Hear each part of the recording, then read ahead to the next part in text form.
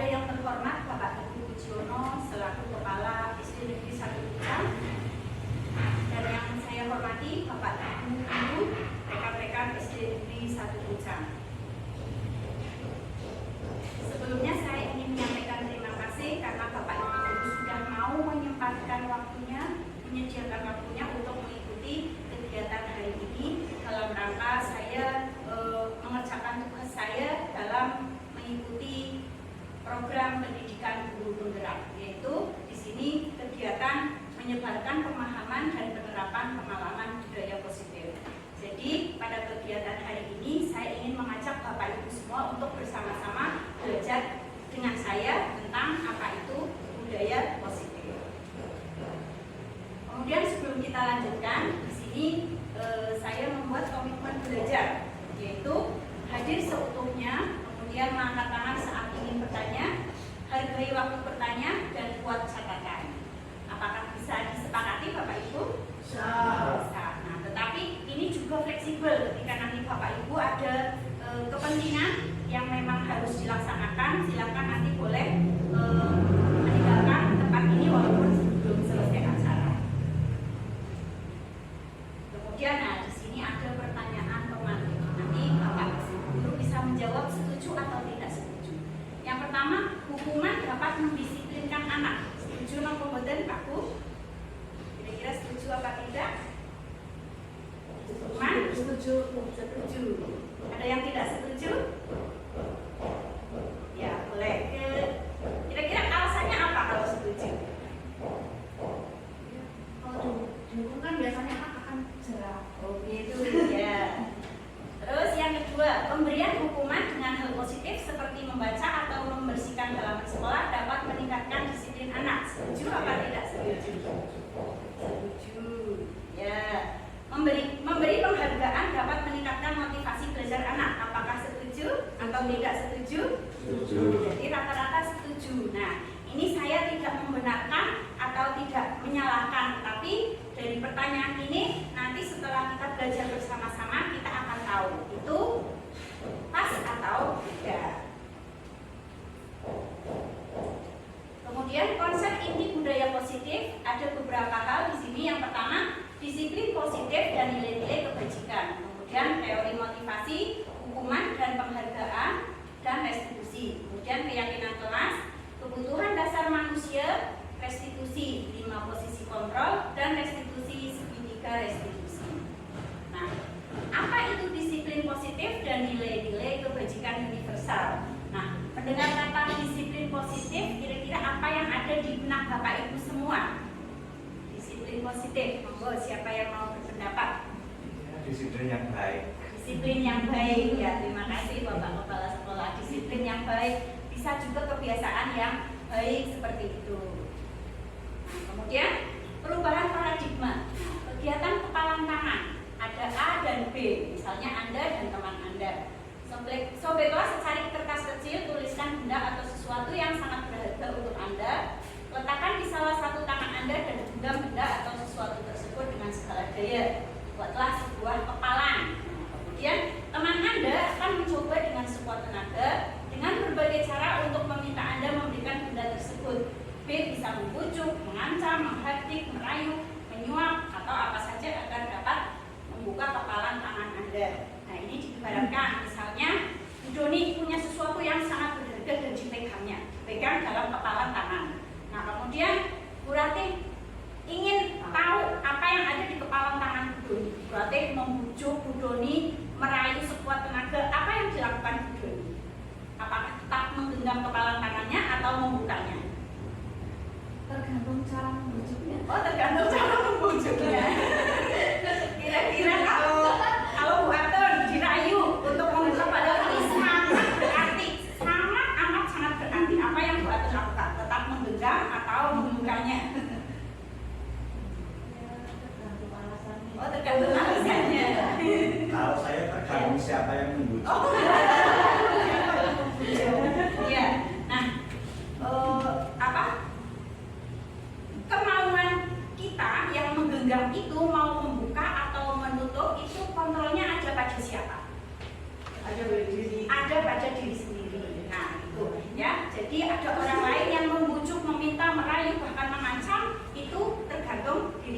mandiri. Ya.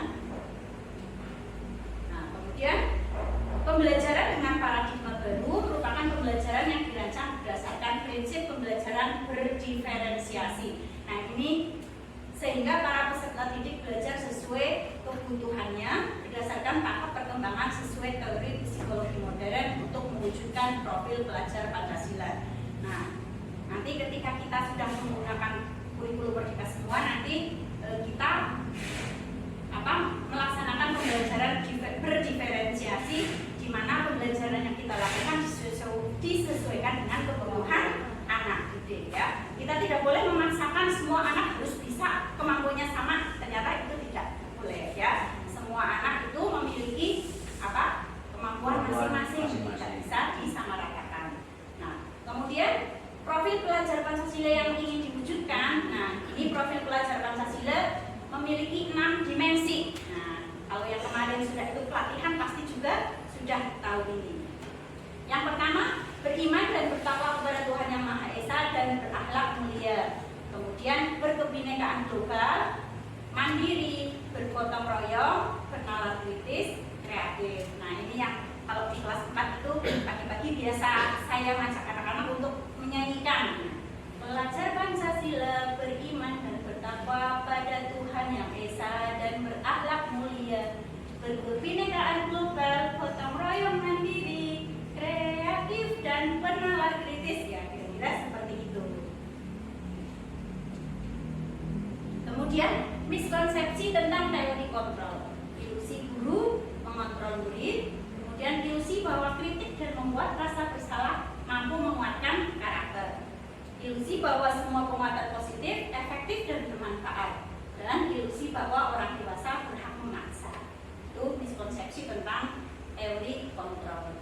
Nah, kemudian mengubah paradigma stimulus respon ke pendekatan teori kontrol. Nah, stimulus responnya kita mencoba mengubah orang agar berpandangan sama dengan kita. Itu boleh apa tidak? Tidak, ya. Nah, teori kontrolnya atau pilihannya kita berusaha memahami pandangan orang lain tentang dunia, ya. Bukan kita memaksa orang lain agar berpandangan sama dengan kita, tetapi kita berusaha memahami pandangan orang lain tentang dunia. Kemudian yang kedua, perilaku buruk dilihat sebagai suatu kesalahan. Ternyata teori kontrol atau pilihannya semua perilaku itu memiliki tujuan. Jadi baik itu perilaku baik maupun buruk pasti memiliki tujuan. Kemudian orang lain bisa mengontrol saya. Nah, teori kontrol atau pilihannya hanya Anda yang bisa mengontrol diri Anda. Terus Anda tidak bisa, sebaliknya Anda juga tidak bisa mengontrol orang lain. Nah, pemaksaan ada pada saat rujukan gagal. Teori pilihannya kolaborasi dan konsensus menciptakan pilihan-pilihan baru. Kemudian stimulus responnya model berpikir menang atau kalah. Teori kontrolnya model berpikir menang-menang. Nah, kemudian ini secara garis besar disiplin positif yang akan kita pelajari bersama-sama berdasarkan teori kontrol atau teori pilihan yang dicanangkan oleh Dr. William Glasser. Nanti kita akan bahas bersama-sama. Ini secara garis besarnya seperti ini. Kemudian disiplin positif. Nah, tadi sudah saya tanyakan ya, mendengar kata tadi kalau tadi budaya positif, ini disiplin positif. Disiplin berasal dari kata disiplina yang berarti belajar. Nah, disiplin mengacu pada disiplin diri yang memiliki tanggung jawab terhadap apa yang dilakukannya berdasarkan nilai-nilai yang diyakini. Kemudian disiplin positif merupakan salah satu cara penerapan disiplin yang bertujuan untuk menumbuhkan kesadaran serta memberdayakan peserta didik tanpa imbalan penghargaan atau reward, ancaman dan hukuman. Kemudian sebagai pendidik, tujuan kita adalah menciptakan peserta didik yang memiliki disiplin diri sehingga mereka berperilaku mengacu kepada nilai-nilai kebajikan universal dan memiliki motivasi intrinsik dalam perubahan perilaku ke arah yang lebih baik.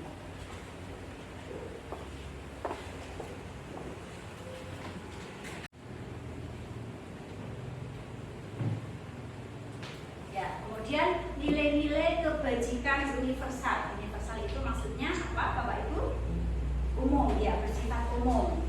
Nilai-nilai kebajikan adalah sifat-sifat positif manusia yang merupakan tujuan mulia yang ingin dicapai setiap individu. Nilai-nilai tersebut bersifat universal, lintas bahasa, suku bangsa, agama maupun latar belakang. Jadi bersifat umum tanpa melihat ini suku bangsanya, agama, bahasanya maupun latar belakangnya. Nah, setiap perilaku atau perbuatan memiliki suatu tujuan. Ini menurut Dr. William Glasser pada teori kontrol tahun 1984. Kemudian, dengan mengaitkan nilai-nilai kebajikan yang diyakini seseorang, maka motivasi intrinsiknya akan terbangun sehingga menggerakkan motivasi dari dalam untuk dapat mencapai tujuan mulia yang diinginkan. Ini menurut Daniel Goosen. Kemudian nilai-nilai kebajikan yang ingin dicapai oleh setiap anak Indonesia kita kenal dengan profil pelajar Pancasila. Itu yang tadi ada 6 dimensi dalam profil pelajar Pancasila. Nah, ini penjelasan tentang nilai-nilai kebajikan, yaitu nilai yang disepakati bersama lepas dari suku bangsa, agama, bahasa maupun latar belakang. Nah, contoh nilai kebajikan institusi atau organisasi. Nah, kalau kita di sekolah itu profil pelajar Pancasila. Kemudian ada Ibu Primary Years Program atau PYP. Nah, itu dimensi yang ingin dicapai itu berbeda dengan profil pelajar Pancasila karena ini sesuai dengan institusinya. Kemudian keterampilan hidup atau life skill, ini dimensinya juga berbeda.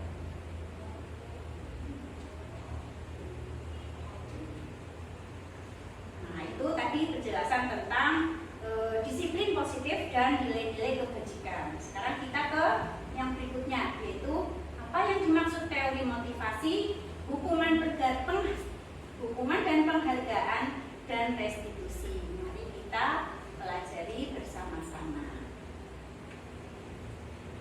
Bapak Ibu, ada 3 teori motivasi perilaku manusia, yaitu untuk menghindari ketidaknyamanan atau hukuman, untuk mendapatkan imbalan dari orang lain, dan untuk menghargai diri sendiri.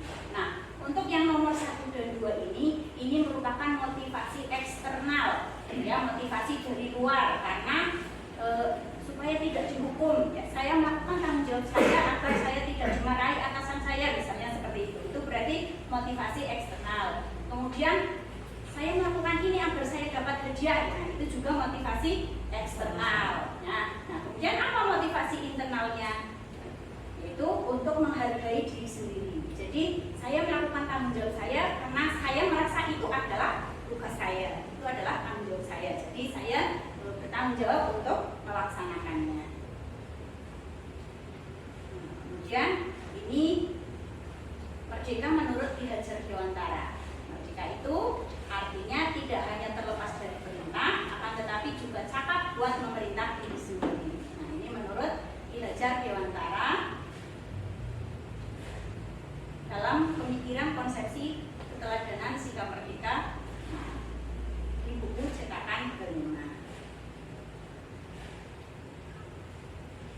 Nah, kemudian dihukum oleh penghargaan, bahwa penghargaan berlaku sama dengan hukuman. Kita garis bawahi, penghargaan berlaku sama dengan hukuman. Dalam arti meminta atau membujuk seseorang melakukan sesuatu untuk memenuhi suatu tujuan tertentu dari orang yang meminta atau membujuk. Dorongannya eksternal dan ada faktor ketergantungan beberapa dampak dari pemberian penghargaan. Jadi ini pengaruhnya, ini ada pengaruh jangka panjang dan jangka pendek. Kemudian penghargaan ternyata sama dengan menghukum, penghargaan menghukum. Kemudian mengurangi ketepatan, penghargaan tidak efektif, dan penghargaan merusak hukuman. Selanjutnya masih seperti tadi, dihukum oleh penghargaan. Penghargaan menurunkan kualitas, kemudian bisa mematikan kreativitas dan mengurangi motivasi intrinsik. Ini dengan catatan kalau penghargaan yang diberikan itu tidak tepat, ya, atau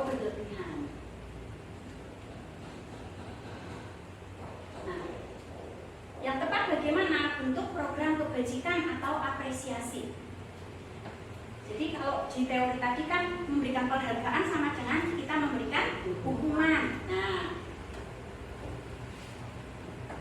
yang ternyata yang lebih tepat adalah bentuk program kebajikan atau dalam bentuk apresiasi. Dalam memberikan apresiasi atau pengakuan perlu diingat beberapa hal. Jadi dukungan secara khusus, kemudian pengakuan secara pribadi, kemudian pengakuan kepada semua murid secara bergantian, kemudian beri pengakuan secara konsisten dan fokus pada proses. Nah, ini contoh pengakuan atau apresiasi kebajikan. Nah, nilai kebajikannya ini ada rasa empati, kepedulian, dan rasa tanggung jawab. Kemarin saya perhatikan rasa empatimu besar sekali pada saat menolong murid baru di kelas kita. Nah, itu jika kita ucapkan kepada anak, itu juga merupakan suatu proses apresiasi atas apa yang dilakukan oleh anak. Kemudian, saya menghargai kepedulianmu pada saat kamu membantu teman-temanmu di tugas kelompok. Nah, ini juga apresiasi terhadap anak. Terima kasih untuk rasa tanggung jawabmu pada saat kamu memungut kertas-kertas yang berserakan di lantai. Nah, hanya mengucapkan terima kasih saja itu anak sudah merasa senang karena sudah diberikan apresiasi. Nah, ini kita tadi kan saya tadi sudah menanyakan tentang hukuman, setuju atau tidak setuju. Nah, ini ada perbedaan hukuman dan konsekuensi. Kita bahas bersama-sama. Yang pertama, mencatat 100 kali dalam buku kalimat saya tidak akan terlambat lagi karena terlambat ke sekolah. Ini hukuman atau konsekuensi? Hukuman. Lari mengelilingi lapangan basket 2 kali karena terlambat hadir. Hukuman atau konsekuensi? Hukuman. Murid diminta untuk push up 15 kali karena tidak menggunakan masker ke sekolah. Hukuman atau konsekuensi? Hukuman. Menggantikan kertas tugas teman yang telah dicoret-coret. Hukuman atau konsekuensi? Konsekuensi. Membersihkan tumpahan air di meja tulis karena tersenggol pada saat belajar. Konsekuensi. Murid disuruh mengenakan sepatu seharian. Oh, ini kurang atau tidak? Murid disuruh untuk tidak mengenakan sepatu seharian di sekolah karena tidak mengenakan sepatu hitam. Hukuman atau konsekuensi? Hukuman. Lari mengelilingi lapangan basket 2 kali karena terlambat 10 menit untuk pelajaran PJOK. Hukuman atau konsekuensi? Ya, mari kita lihat jawabannya. Betul semua atau ada yang salah tadi Bapak Ibu? Yang bawah. Nah, kenapa ini konsekuensi? Karena ini diberikan pada saat pelajaran PJOK. Seandainya itu pada sehari-hari biasa itu berarti termasuk hukuman. Tapi ketika ini pelajaran PJOK, hidup-hidup pemanasan. Ya, seperti itu, oke. Ini jadi bedanya hukuman dengan konsekuensi. Nah, ini perbedaan secara teorinya. Hukuman sesuatu yang menyakitkan harus terjadi, ya.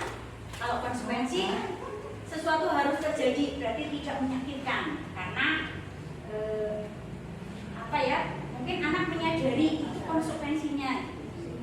Kemudian kalau hukuman membuat anak sakit baik fisik maupun hati untuk jangka waktu yang lama. Nah, kalau ini fisik contohnya kayak tadi disuruh lari lapangan, mengelilingi lapangan, padahal itu bukan jam olahraga. Kemudian sakit hati, ya biasanya kalau anak dihukum kan akan dia merasa sakit hati, dia bisa saja dendam sama gurunya malahan, ya. Kalau konsekuensi membuat anak merasa tidak nyaman dalam jangka waktu pendek. Ini karena anak menyadari kesalahannya, ya. Kemudian kalau hukuman, anak menjadi membenci kedisiplinan. Nah, kalau konsekuensi anak menghargai disiplin. Hukuman bersifat paksaan, sementara kalau konsekuensi stimulus tanggapan. Kemudian hukuman mendorong anak menyakiti diri sendiri. Kalau konsekuensi mendorong anak diri yang buruk. Kalau konsekuensi merupakan konsep diri yang baik. Kemudian anak belajar untuk menyembunyikan kesalahan. Salah tapi disembunyikannya kenapa? Karena takut dihukum. Ya. Nah, kemudian kalau konsekuensi belajar untuk mematuhi peraturan. Kemudian kalau hukuman itu menimbulkan rasa marah, rasa bersalah, dipermalukan, merasa tak dihargai. Tapi kalau konsekuensi kehilangan hak, dibuat tidak nyaman, diasingkan untuk sementara.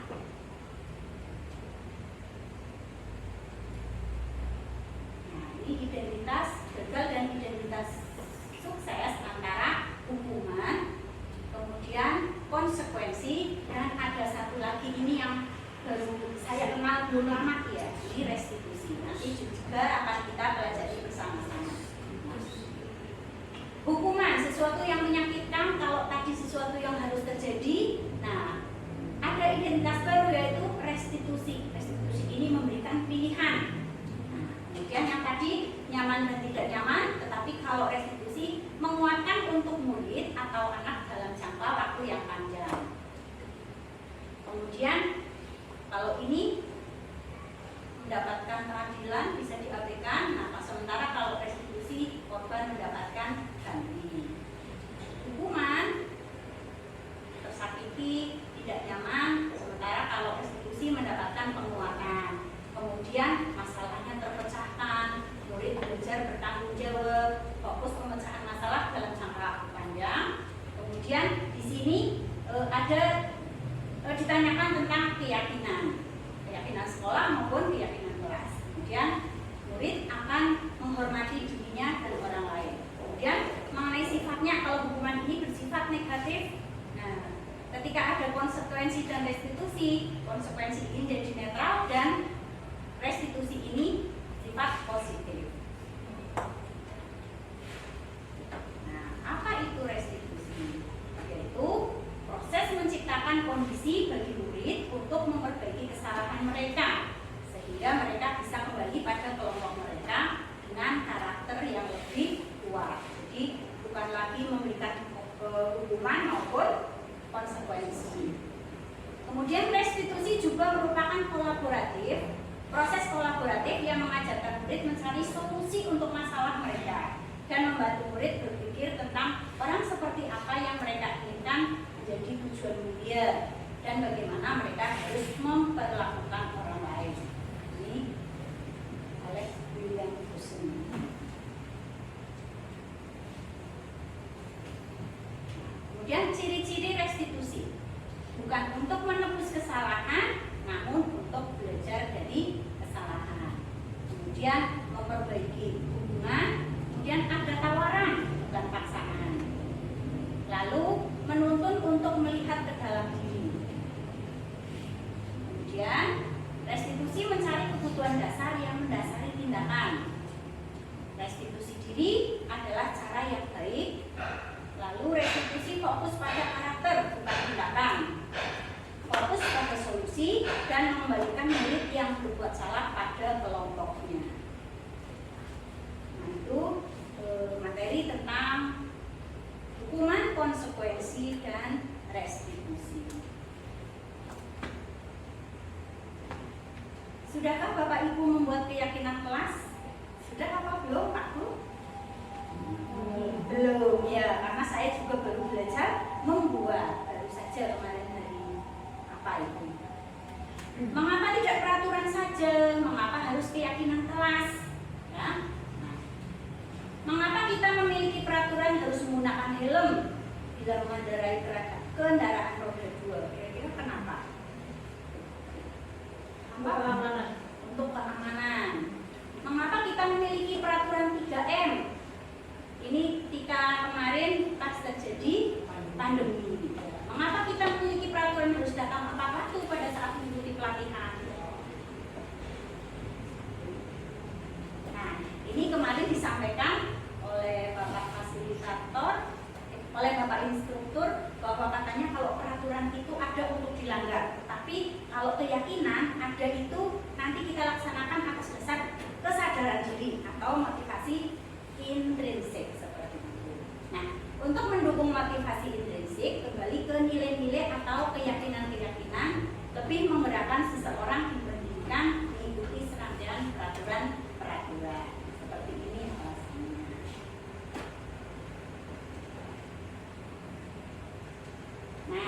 tadi ini berawal dari peraturan kelas, kemudian tercipta keyakinan kelas, lalu membentuk sebuah lingkungan positif dan akhirnya menjadi budaya positif.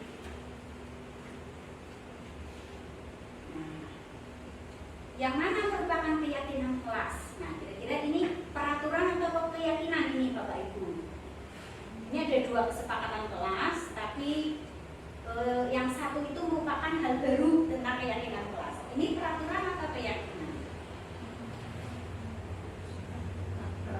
Peraturan. Nah, hal barunya seperti ini. Berawal dari peraturan kelas ini kemudian dibentuk kesepakatan kelas yang berupa keyakinan. Kami guru dan murid yang saling menyayangi.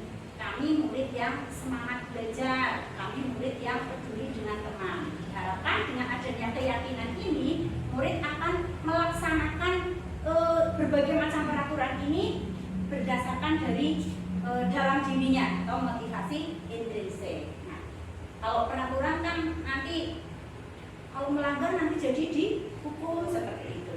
Nah, apa nih?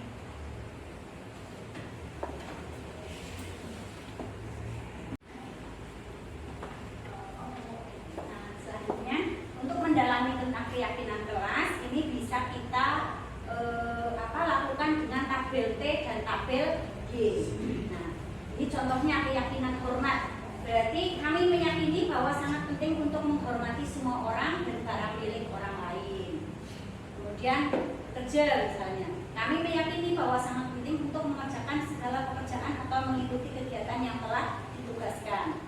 Kemudian diterima dan miliki, yaitu kami meyakini bahwa sangat penting untuk merasa diterima pada suatu kelompok dan saling peduli satu sama lain. Ini ketika kita masukkan ke tabel Y dan tabel T itu akan seperti ini.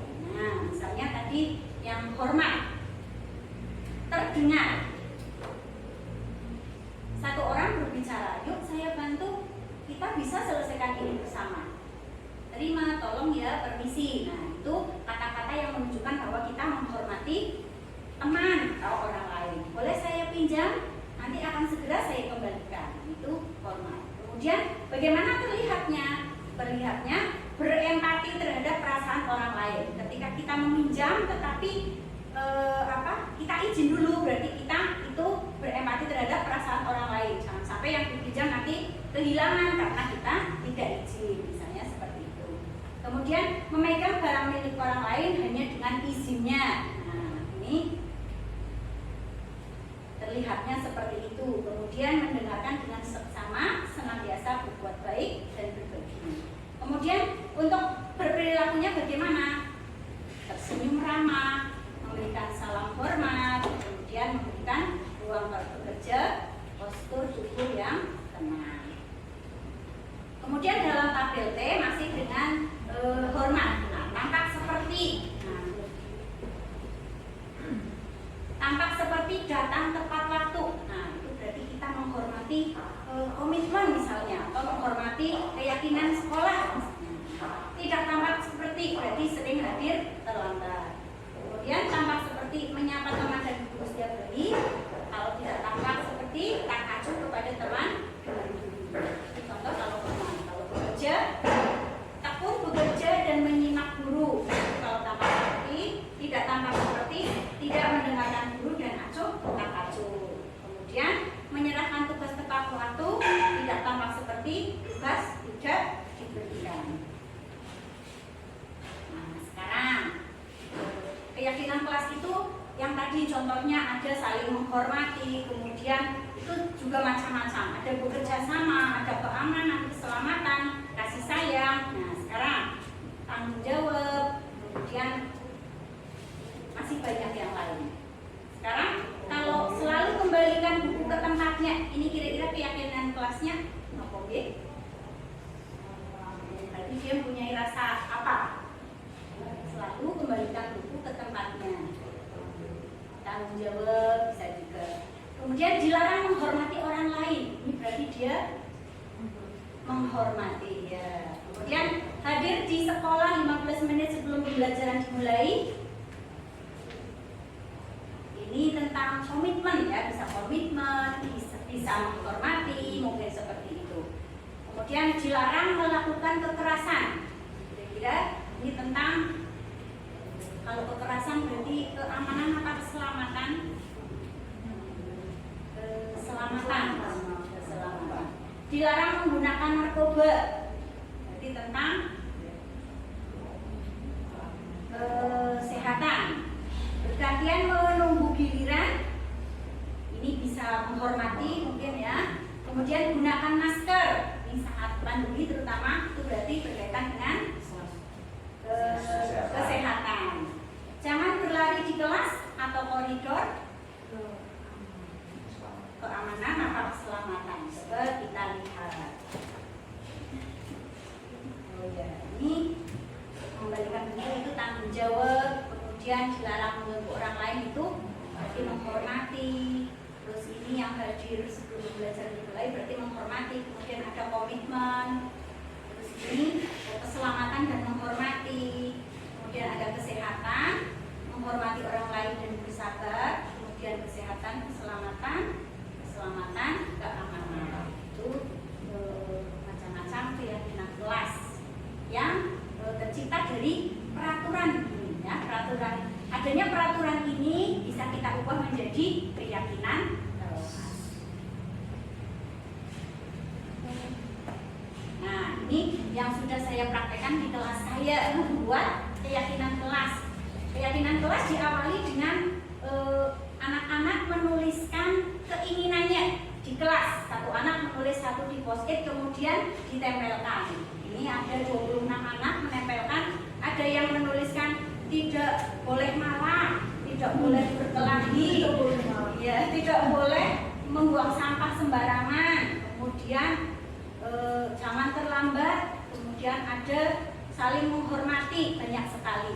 Nah, dari keinginan-keinginan anak itu kemudian kita ubah. Nah, ini yang aku inginkan, ini kemarin anak-anak menulis, kita ubah menjadi kalimat positif dalam sebuah keyakinan kelas ataupun peraturan ya. Sebetulnya dalam keyakinan kelas tidak boleh menggunakan kalimat negatif. Jadi misalnya jangan membuang sampah sembarangan, berarti kita ubah jadi kalimat positif.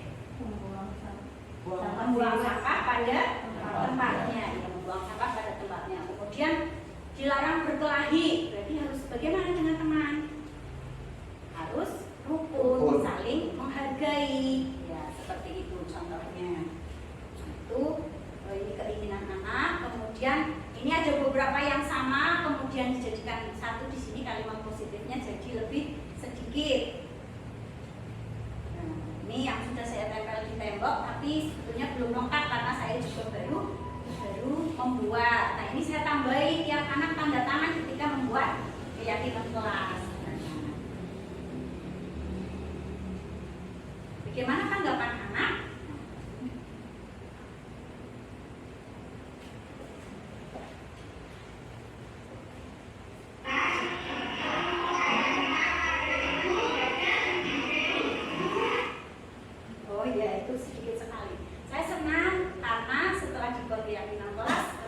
Lebih tertib, contohnya seperti itu.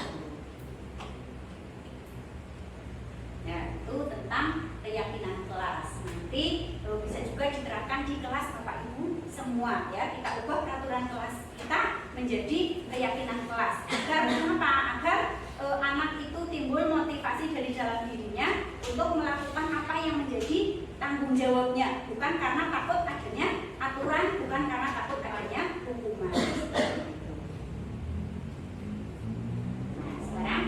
Apa saja kebutuhan dasar manusia?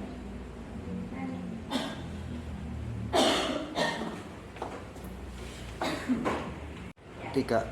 Kita ke materi selanjutnya, yaitu apa saja kebutuhan dasar manusia.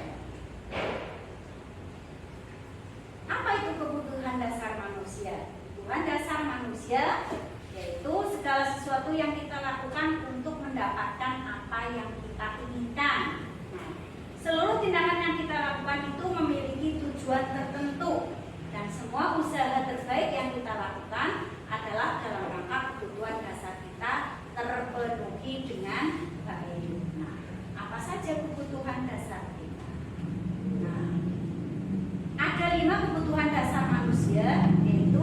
pertama di sini bertahan hidup. Kemudian kasih sayang dan rasa diterima. Kemudian kekuasaan, kebebasan dan kesenangan. Nah, ini merupakan 5 kebutuhan dasar manusia yang berusaha kita cukupi.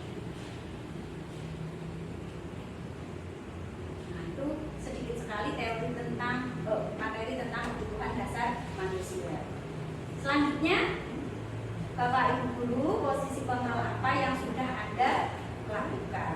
Nah, kita akan lihat bersama-sama.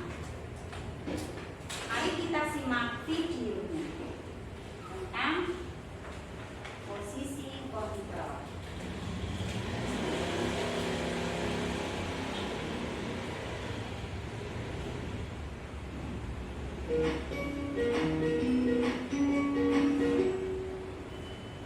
Salam bahagia Ibu dan Bapak guru hebat. Dalam penerapan disiplin positif restitusi, salah satu program yang dikembangkan adalah 5 posisi kontrol. 5 posisi kontrol dalam restitusi adalah proses perjalanan seorang pendidik agar dapat mengenali dirinya.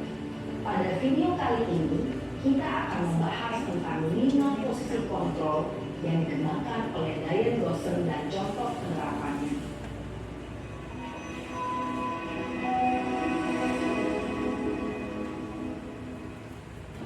5 posisi kontrol itu adalah 1. Posisi penghukum, 2. Posisi pembuat merasa bersalah, 3. Posisi teman, 4. Posisi pemantau atau monitor, dan 5. Posisi manajer. Untuk lebih memahami kelima posisi tersebut, mari kita saksikan kasus Naren yang terlambat hadir 20 menit di sekolah dan melihat bagaimana kelima posisi kontrol dalam menghadapi masalah tersebut.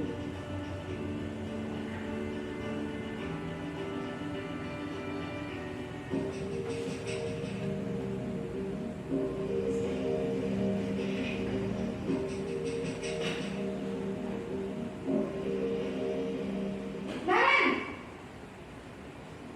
sini kamu. Selamat pagi, Bu. Selalu terlambat. Kamu deh, pasti terlambat. Maaf, Bu. Saya Apa? Apa coba? Alasan kamu apa lagi? Kapan sih kamu tidak terlambat? Malas sekali aku jadi anak. saya Dasar pemalas. Gak kapok-kapok sih kamu. Sudah berapa kali terlambat? Sana, kamu keliling lapangan basket 2 kali. saya harus beli lapangan basket, Bu. Kenapa? Kamu melawan ibu. Berani-beraninya jawab. Sudah terlambat, masih berani jawab pula. Sekarang, keliling lapangan basket 5 kali sekalian. Biar kapok. Cepat. Pergi sana ke lapangan basket. Posisi penghukum biasanya posisi berbicara dengan penghukum. nada tinggi, menghardik, menunjuk-nunjuk, menyakiti, dan menyindir. Hukuman bisa berupa fisik maupun psikis. Ibu dan Bapak guru hebat, dampak yang terjadi pada murid ketika guru berada pada posisi penghukum adalah murid cenderung akan memberontak, bahkan menyimpan dendam.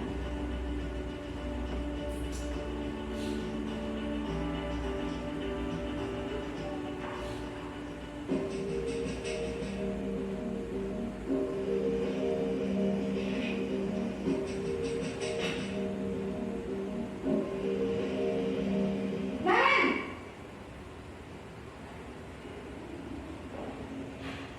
Selamat pagi, Bu. Naren. Kamu kenapa terlambat?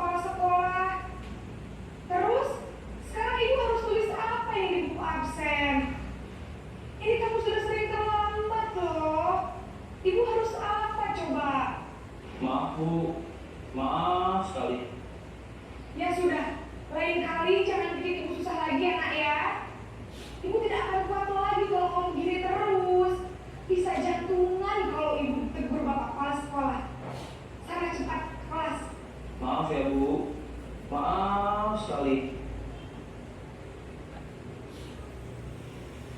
Posisi pembuat rasa bersalah berbicara dengan nada tenang, cenderung lembut, namun kata-kata yang diutarakan membuat murid merasa menjadi orang yang gagal, memandang buruk dirinya sendiri, merasa tidak berharga, dan tidak sanggup membahagiakan orang lain. Ketika guru mengambil posisi pembuat rasa bersalah, murid akan menganggap dirinya yang bersalah dan ia akan menyimpan emosi negatif tersebut di dalam dirinya.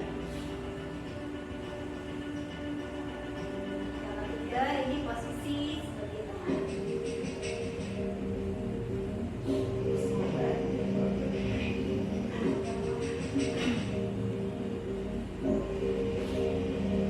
Naren,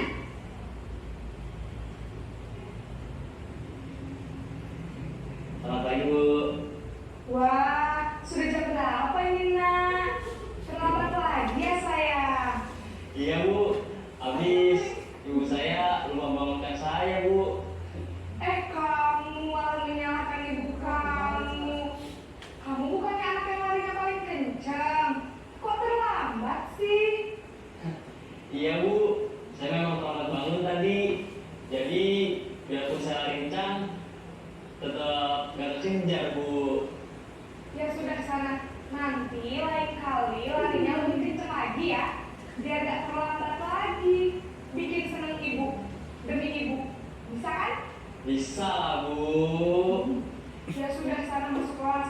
Ibu beresin urusan absen kamu. Kamu ini ada-ada saja. Dalam posisi teman, guru berbicara dengan nada suara ramah, akrab, cenderung bersenda gurau untuk menjaga suasana tetap santai. Murid akan merasa senang, aman, dan akrab dengan guru. Identitas yang tercipta adalah identitas sukses atau berhasil. Namun, perlu diingat, karena ini masih dorongan eksternal, maka ada faktor ketergantungan dari murid kepada orang tertentu. Di sini guru aksennya, sehingga di lain waktu murid bisa berperilaku baik, namun hanya kepada orang-orang tertentu saja.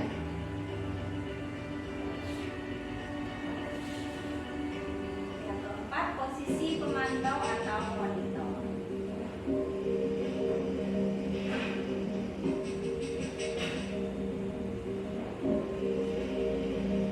Naren!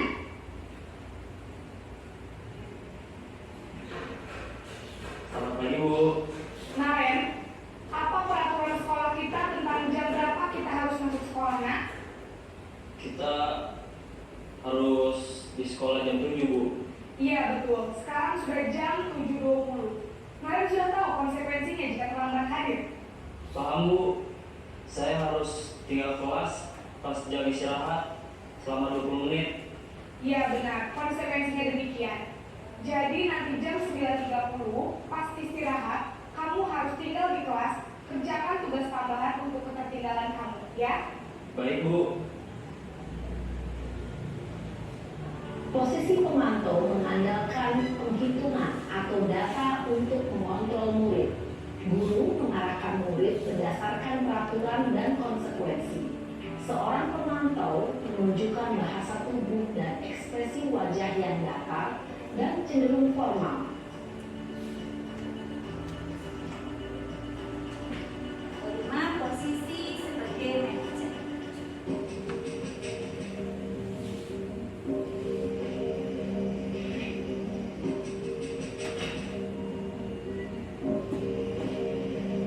Naren!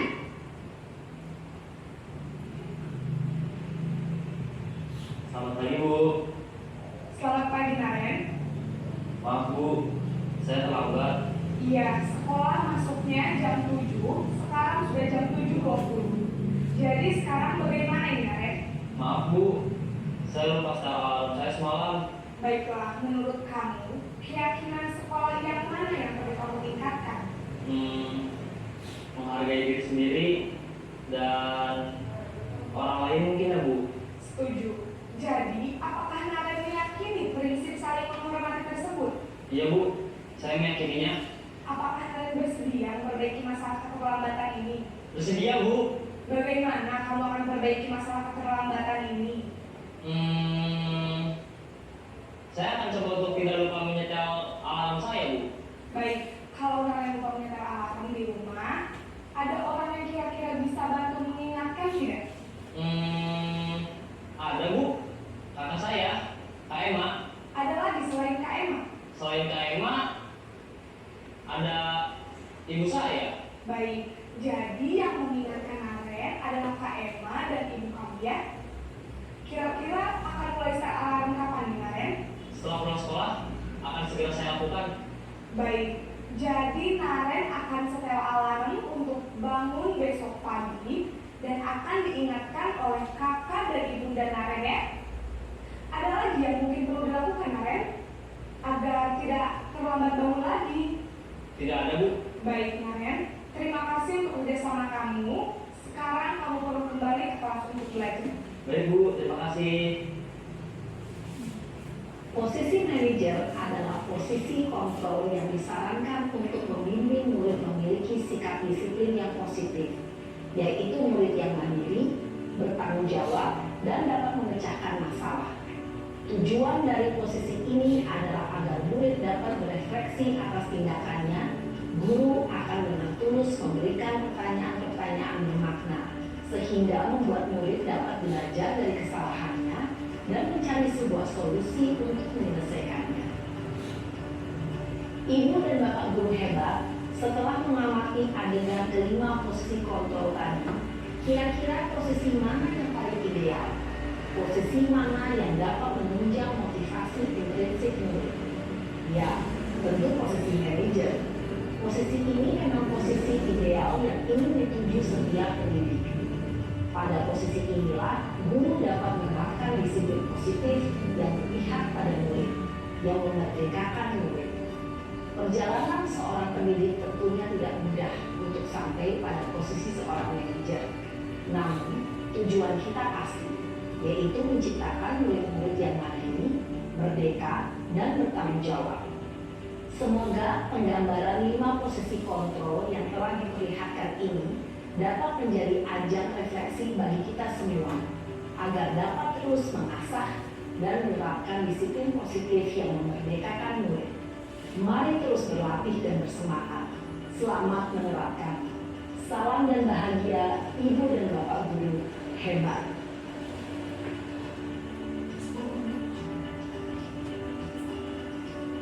Dua, tiga. Ya, Bapak Ibu, tadi sudah ada contohnya penerapan 5 posisi kontrol sebagai guru. Nah, selama ini sudahkah kita sebagai manajer apa belum? Belum. Iya, saya juga seperti itu ya. Mungkin yang sering kalau penghukum insya Allah tidak ya, tidak pernah memberikan hukuman ya. Kemudian membuat rasa bersalah juga pernah apa tidak? Mungkin pernah, tapi tidak sering ya. Teman? Iya. Teman iya. Kemudian pemantau? Iya juga. Nah, manajer, nah ini yang akan berusaha kita wujudkan, kita berperan sebagai manajer. Nah, ini tentang penjelasannya. Jadi kalau yang motivasinya identitas gagal itu peran penghukum dan membuat orang merasa bersalah. Kemudian identitas berhasil tetapi kontrolnya dari luar itu adalah posisi sebagai teman dan sebagai pemantau. Kemudian untuk yang posisi yang sukses menghargai diri sendiri adalah sebagai manajer.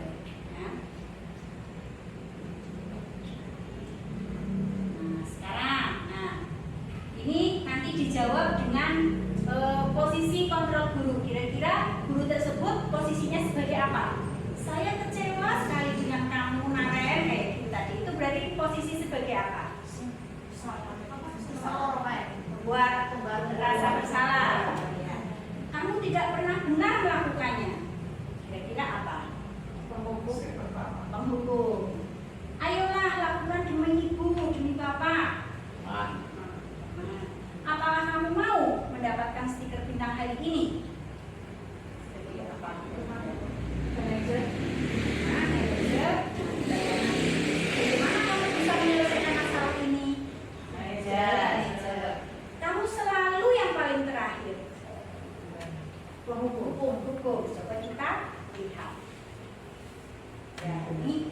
orang kelas 1 salah, penghukum, ya teman, ini pemantau. Kesimpulan gue mau. Pemantau. Kemudian ya manajer ya, ini menanyakan apakah kamu bisa menyelesaikan masalah ini manajer. Kemudian ini penghukum. Itu bisa dipahami Bapak Ibu? Bisa.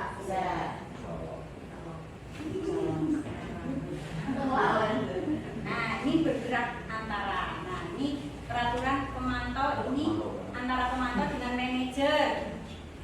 Kalau peraturan ini ada konsekuensi atau hadiah, kemudian kalau manajer ini nilai-nilai untuk memperbaiki. Nah, itu tadi materi tentang 5 posisi kontrol guru. Masih ada satu materi lagi yaitu segitiga restitusi. Apa yang dimaksud segitiga restitusi? Nah, yaitu proses dialog yang dijalankan oleh guru agar dapat menghasilkan murid yang mandiri dan bertanggung jawab. Ya, mari kita lihat. Nah, ini segitiga restitusi memiliki 3 tahapan. Yang pertama, menstabilkan identitas, kemudian validasi kebutuhan, kemudian menanyakan keyakinan. Nah, menstabilkan identitas. Nah, itu kita menyampaikan ke anak, setiap orang pasti pernah melakukan kesalahan. Kamu bukan satu-satunya yang pernah melakukan ini. Nah, setiap orang pasti pernah melakukan kesalahan. Guru juga sama. Nah, itu menstabilkan identitas. Kemudian selanjutnya kita validasi kebutuhan atau validasi tindakan yang salah. Adakah cara yang lebih efektif untuk mendapatkan apa yang kamu butuhkan? Kamu tentu punya alasan kenapa melakukan itu. Nah, kita tanyakan alasannya. Kemudian yang ketiga, menanyakan keyakinan. Nilai-nilai apa yang telah kita sepakati? Kamu ingin menjadi orang yang seperti apa? Nah, ini contoh-contohnya menstabilkan identitas. Untuk membuat anak merasa gagal karena berbuat salah menjadi positif terhadap dirinya. Contohnya yang seperti tadi. Berbuat salah itu hal yang manusiawi. Tidak ada manusia yang sempurna. Bapak Ibu juga pernah berbuat kesalahan. Kita pasti bisa menyelesaikan permasalahan ini. Nah, dan lain-lain. Itu contoh-contoh menstabilkan kalimat untuk menstabilkan identitas. Kemudian pada tahap berikutnya, validasi kebutuhan, yaitu membantu murid mengenal basic need atau kebutuhan dasar yang ingin dipenuhi ketika melakukan kesalahan itu. Tanyakan alasannya. Pada dasarnya, setiap tindakan manusia tujuannya adalah memenuhi basic need, apakah itu power, freedom, love and belonging, fun, and survival. Nah, contoh kalimatnya seperti ini. Kamu bisa saja kan melakukan hal yang lebih buruk, tapi kamu tidak melakukannya. Nah, kemudian kamu pasti punya alasan mengapa melakukannya. Apa yang penting bagi kamu? Nah, dan lain seperti ini. Kemudian pada tahap ketiga, menanyakan keyakinan. Anak melihat kesalahannya dihubungkan dengan norma sosial dan nilai-nilai yang mendasari manusia berinteraksi dengan orang lain. Ini bisa disampaikan dengan kalimat, apa nilai yang kita percaya di kelas atau sekolah kita? Nilai-nilai universal apa yang telah kita sepakati? Kelas yang ideal itu seperti apa sih? Kamu ingin jadi anak seperti apa? Itu contoh menanyakan keyakinan kelas atau sekolah.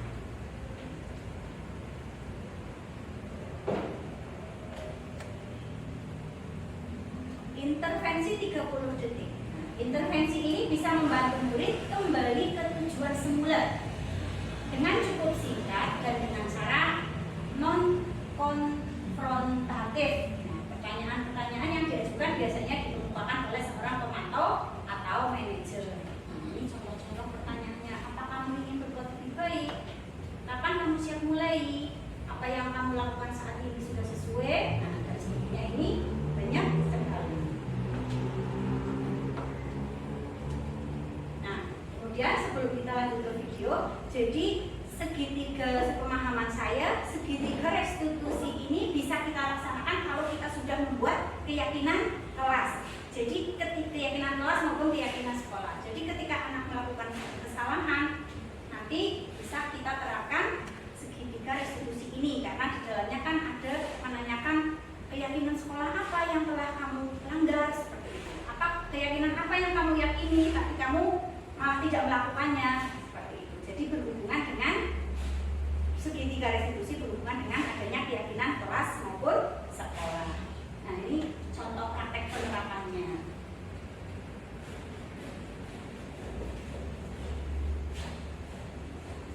Apa Ibu? Silakan Ibu. Ais, kamu tahu nggak ini karena apa? Mungkin karena saya tidak ya, kemarin kan kamu masuk sekolah, kenapa tidak menghormati usia pendidikan? Ya Bu, kemarin saya masuk, tetapi saya tidak merasakan. Ais, setiap orang pasti akan melakukan kesalahan. Ini juga sama. Namun setiap kesalahan pasti ada alasannya. Kira-kira apa alasanmu kenapa kamu tidak ikut dan saya merasa tidak seperti karena tidak jelas sampai saya lupa kalau ibu sudah memberi tugas. Kamu masih ingat dengan kejadian sama kita? Ingat Bu? Kalau masih ingat, apa yang kamu lakukan itu sudah sesuai dengan kejadian kelas kita atau belum? Nah, kalau itu keyakinan apa yang tidak sesuai dengan perbuatan itu? Selalu bertanggung jawab. Nah, jadi kamu sudah tahu itu tidak sesuai dengan keyakinan kelas kita. Kira-kira apa solusi yang kamu tawarkan untuk memperbaiki kesalahan kamu? Ya Bu, pertama saya tidak melakukan keyakinan tugas. Kedua, saya tidak akan bermain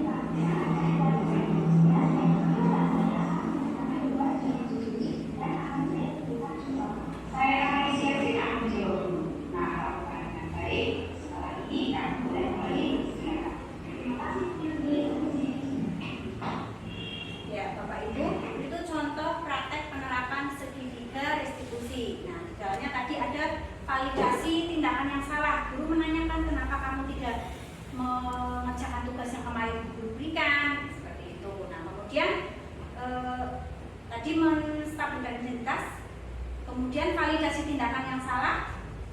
Ya Bu, kemarin kan ceritanya ini Bu Yuni meninggalkan sekolah, kemudian memberikan tugas di kelasnya. Nah, si Ais karena merasa tidak ada guru yang menunggui, dia tidak mau mengerjakan tugasnya karena asik mengerjakan bermain stiker barunya. Nah, itu validasi tindakan salahnya. Kemudian di tahap ketiganya itu menanyakan keyakinan. Nah, Bu Yuni menanyakan keyakinan apa yang telah kamu langgar. Nah, setelah itu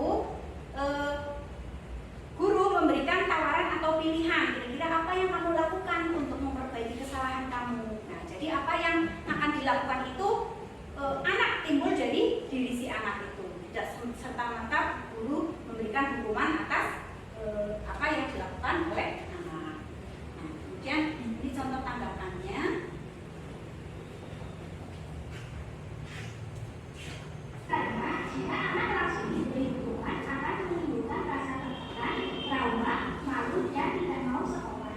Dengan cara ini, kita diberikan kesempatan untuk memperbaiki kesalahan sehingga tidak mengulangi kesalahan yang sama.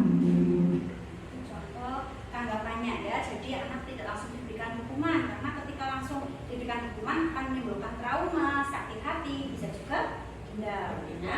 Nah, ketika diberikan dengan cara segitiga restitusi ini, anak merasa senang karena diberikan pilihan untuk memperbaiki kesalahan. Nah, sudah sampai akhir Bapak Ibu, itu tadi materi yang saya sampaikan, ada kurang lebih 5 atau 6 materi. Kemudian karena ini sudah selesai disampaikan, sebelumnya ada yang mau ditanyakan mungkin? Atau cukup? Cukup. Kalau sudah cukup, mari kita refleksi bersama-sama. Nomor 1, hal baru apa yang mengubah paradigma saya yang saya dapatkan? Monggo Bapak Ibu, siapa yang mau menyampaikan refleksi untuk yang pertama?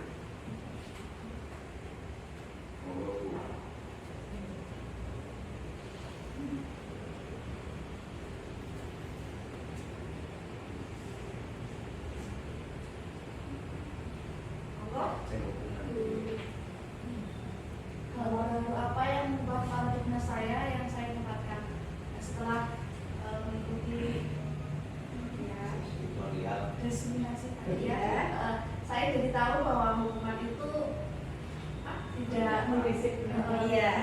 Oh iya, terima kasih Bu Doni ya. Tadi Bu Doni menyampaikan bahwa apa? Mengubah paradigma yang saya dapatkan ya, kita jadi tahu bahwa ternyata hukuman itu tidak mendisiplinkan anak ya. Kemudian yang kedua, perasaan apa yang muncul selama mengikuti sesi ini, khususnya mengenai makna disiplin dan motivasi intrinsik. Perasaan apa Bapak Ibu, monggo siapa yang menyampaikan?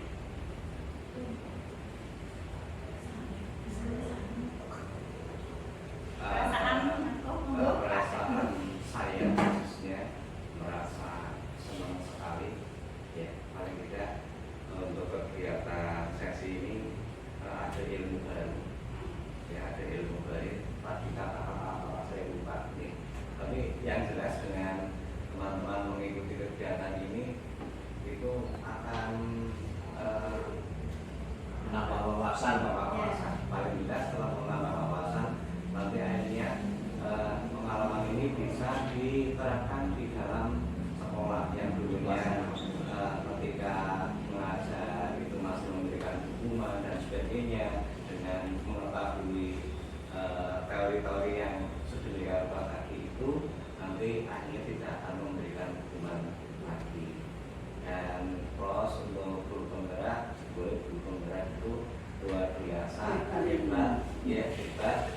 Nah, banyak hal-hal yang baru yang dimiliki oleh guru kita, guru penggerak, dan harapan kita nanti untuk SD 1 Pusat semuanya bisa mengikuti menjadi guru penggerak. Amin. Ada SD 1 Pusat menjadi semakin keren. Amin. Ya, tepuk tangan Bapak Ibu untuk kita semua.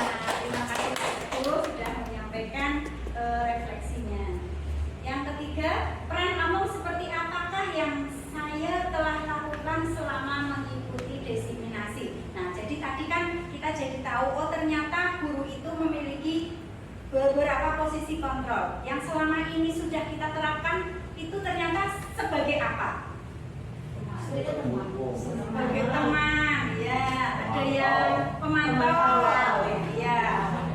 Pembuka. Oh, ya, ya. Tidak apa-apa ya kan, kita jadi tahu. Ya, pasti pernah ya, walaupun belum apa caranya belum kita lakukan setiap hari gitu, selalu. Ya. Nah, kemudian yang keempat, saya akan menjadi Among yang seperti apa setelah mengikuti diseminasi ini? Iya, tentunya kita akan berusaha menjadi Among sebagai manajer. Ya, terima kasih Bapak Ibu atas kesempatannya mengikuti, atas kesempatan dan sudah meluangkan waktunya untuk mengikuti kegiatan pada hari ini.